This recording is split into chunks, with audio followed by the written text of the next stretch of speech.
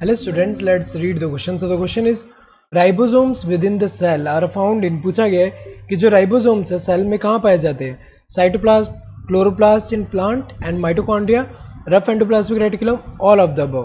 तो अगर देखा जाए साइटोप्लाज्म की अगर हम बात करें, सेल में अगर ये जो है ये सेल है, सेल की अगर हम बात करें और प्लांट सेल पर्टिकुलरली अगर हम ले लें, प्लांट सेल की अगर हम बात करें, प्लांट सेल में सेल वॉल होता है। प्लांट सेल की बात क्यों करें? ताकि यहाँ पे माइटोकॉन्ड्रिया एंड क्लोरोप्लास्ट दोनों ही देख सकें हम। तो यहाँ पे अगर हम देखें तो प्लांट सेल में जैसे सेल वॉल प्रेजेंट है और एनिमल सेल होता तो सेल वॉल एब्सेंट होता। एंड यहाँ पे क्या है, ये न्यूक्लियस है। न्यूक्लियस जो है इसके न्यूक्लियस से यहाँ पे क्या प्रेजेंट है, न्यूक्लियस जो है उसके बाहर यहाँ पे न्यूक्लियस का जो आउटर मेम्ब्रेन है उससे कंटिन्यूस एंडोप्लाज्मिक रेटिकुलम है। एंडोप्लाज्मिक रेटिकुलम जो है यहाँ पे अगर हम देखें तो उसके आगे यहाँ पे अगर देखा जाए यहाँ पे कौन से, यहाँ पे गोल्गी बॉडी है,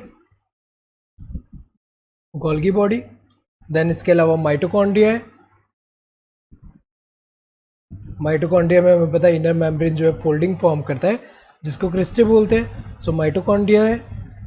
और प्लांट सेल है तो यहाँ पे क्लोरोप्लास्ट भी होगा। कौन सा प्लास्टिड? क्लोरोप्लास्ट। तो यहाँ पे क्लोरोप्लास्ट भी है। इसके अंदर हमें पता है थाइलोकॉइड जो है ऐसे स्टैक लाइक मैनर में प्रेजेंट है जिसको हम ग्रेनम बोलते हैं, सिंगल है तो ऐसे ग्रेना बहुत सारे होंगे। तो अगर देखा जाए यहाँ कहाँ कहाँ प्रेजेंट है, राइबोसोम जो होते हैं साइटोप्लाज्म में ऐसे फ्रीली भी प्रेजेंट होते हैं। एक यहाँ पे है, कहाँ पे? साइटोप्लाज्म, साइटोप्लाज्म के अंदर है यहाँ पे फ्रीली प्रेजेंट। एक कहाँ होते हैं, जो एंडोप्लाज्मिक रेटिकुलम की सरफेस पे। तो ये कौन सा है? रफ एंडोप्लाज्मिक रेटिकुलम में। कहाँ पे? रफ एंडोप्लाज्मिक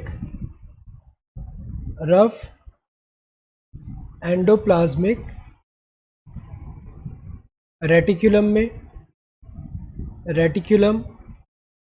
एंड और कहाँ पे होते हैं? यहाँ जो माइटोकॉन्ड्रिया का मैट्रिक्स है, मैट्रिक्स ऑफ माइटोकॉन्ड्रिया, इसमें हमें पता है कि डबल स्ट्रैंडेड सर्कुलर डीएनए भी प्रेजेंट है एंड राइबोसोम भी प्रेजेंट है। यहाँ पे राइबोसोम अगर हम देखिए, राइबोसोम जो होता है अगर हम मैमेलियन माइटोकॉन्ड्रिया की बात करें तो 55S होता है। और ये जो बाहर वाले cytoplasm and rough endoplasmic reticulum इसमें 80S है। क्लोरोप्लास्ट की बात करें तो इसमें जो स्ट्रोमा है, स्ट्रोमा में प्रेजेंट है ribosome and double standard circular DNA भी प्रेजेंट है यहाँ पे। इसीलिए ये जो है इनके पास खुद का डीएनए, राइबोसोम जो प्रोटीन मशीनरी है, प्रोटीन सिंथेसिस का मशीनरी, ये दोनों प्रेजेंट है। इसीलिए एक तरह से ऑटोनोमस है लेकिन सेमी ऑटोनोमस, क्योंकि न्यूक्लियर ये जो जीनोम है उस पर भी डिपेंडेंट है।